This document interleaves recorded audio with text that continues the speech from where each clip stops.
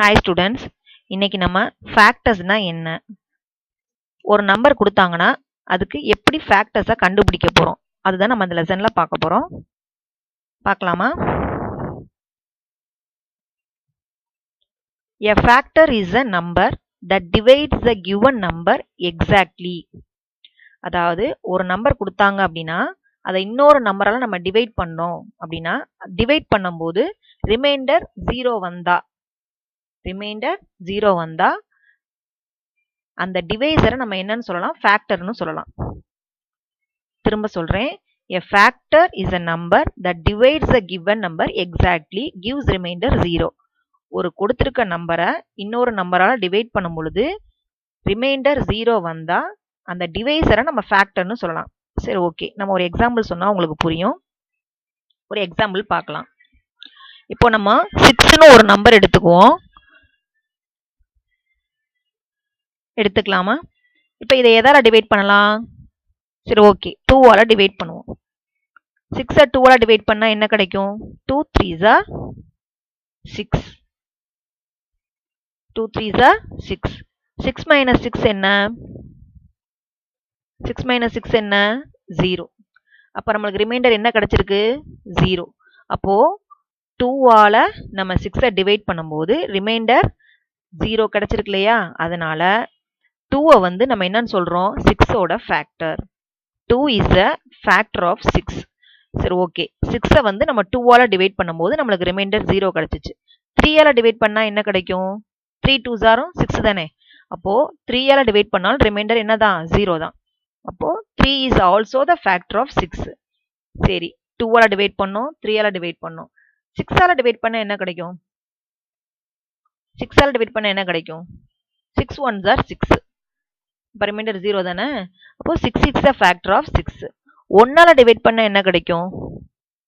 1 6 are 6. அப்போ 2 3 6 1 இந்த நம்பர்ஸால divide பண்ணும்போது நம்மளுக்கு ரிமைண்டர் 0 கிடைக்கிறதுனால இந்த நம்பர்ஸை நம்ம என்னன்னு சொல்றோம்? 6ஓட ஃபேக்டர்ஸ் அப்படின்னு சொல்றோம். புரியுதா? Every number has 2 factors, that is 1 and the number itself. ஒவ்வொரு நம்பருக்குமே 2 ஃபேக்டர்ஸ் கட்டாயமா இருக்கும். ஒன்னும் இன்னொன்னு அந்த கொடுத்திருக்க கிவன் நம்பருமே. the number itself. இப்போ நம்ம அந்த எபோ எக்ஸாம்பிள் 6க்கு பார்த்தோம் இல்லையா? 6ல பாருங்க, 6க்கு கட்டாயம் 2 ஃபேக்டர்ஸ் இருக்குன்னு சொன்னோம் இல்லையா? அது என்னது? 1 இருக்கா? இன்னொன்னு என்னது? Given number 6. இதே போல ஒவ்வொரு நம்பருக்குமே நம்ம ஃபேக்டர்ஸ் கண்டுபிடிச்சோம்னா 2 ஃபேக்டர் கட்டாயமா இருக்கும். ஒன்னும் இன்னொன்னு அந்த கிவன் நம்பரும். Then every factor of a number is less than or equal to that of a number. Factors எழுதும்போது அந்த ஃபேக்டர்ஸ் கிவன் நம்பரோட கட்டாயமா அதிகமா போகாது. ஒன்னு அந்த நம்பருக்கு ஈக்குவலா இருக்கும் அல்லது நம்பரோட கம்மியா இருக்கும், குறைச்சுதான் இருக்கும். ஓகே, சின்ன எக்ஸாம்பிள்ஸ் பார்க்கலாம். நம்ம ஃபேக்டர் ஆஃப் 8, 8ஓட ஃபேக்டர்ஸை பார்ப்போம். 8ஓட ஃபேக்டர்ஸை பார்க்கலாம். சொல்லுங்க, இதை வந்து நம்ம ஃபேக்டர்ஸ் எப்படி எழுதலாம்? ஒரு நம்பருக்கு ஃபேக்டர்ஸ் கேட்டாங்கன்னா எப்படி கண்டுபிடிக்கலாம் அப்படின்னா, இப்போ 8ஓட ஃபேக்டர்ஸ் கேட்டிருக்காங்க இல்லையா? 8ஐ எந்த 2 நம்பரோட மல்டிப்ளிகேஷன்ல எழுதலாம் அப்படின்றத பார்க்கணும். எந்த 2 நம்பர் மல்டிப்ளிகேஷன்ல எழுதலாம்? சொல்லுங்க பார்க்கலாம். 1 8s are 8 எழுதலாம் இல்லையா? 2 4s are 8. 4 2s are 8. 8 1s are 8. அவ்வளவுதான். இந்த 1 2 4 8 இந்த நம்பர்ஸ் தான் நம்ம 8ஓட ஃபேக்டர்ஸ்னு சொல்றோம். ஈஸியா இருக்கா? ஒரு நம்பரோட ஃபேக்டர்ஸை கண்டுபிடிக்க முடியுதா? இதை நம்ம எடுத்து எழுதிடலாம். 1 2 4 8. ஸோ ஓகே, இன்னொரு எக்ஸாம்பிள் பார்க்கலாம். ஃபேக்டர்ஸ் ஆஃப் 20, 20ஓட ஃபேக்டர்ஸை பார்க்கலாம். சொல்லுங்க பார்க்கலாம். 1 20s are 20. Very good. 2 10s are 20. 4 5s are 20. 5 4s are 20. 10 2s are 20. 20 1s are 20. இதுக்கு மேல எழுத முடியுமா? வேற 2 நம்பரோட மல்டிப்ளிகேஷன் எழுத முடியுமா? அவ்வளவுதான். அப்ப எதெல்லாம் ஃபேக்டர்? 1 2 4 5 10 20 இதெல்லாம் 20ஓட ஃபேக்டர்ஸ். இதை எடுத்து எழுதிடுவோமா? 1 2 4 5 10 20. இப்போ நம்ம 20ஓட ஃபேக்டரை கண்டுபிடிச்சாச்சு. இதே போல் ஒவ்வொரு நம்பருக்கும் நம்ம ஃபேக்டர்ஸை கண்டுபிடிக்க முடியும். இன்னொரு எக்ஸாம்பிள் பார்க்கலாம். Factors of 3.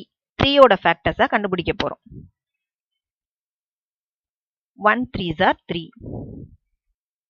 ரெண்டு நம்பரோட மல்டிப்ளிகேஷன், அதாவது 1ஐயும் 3ஐயும் மல்டிப்ளை பண்ணும்போது நம்மளுக்கு என்ன கிடைக்கும்? 3 கிடைக்கும்.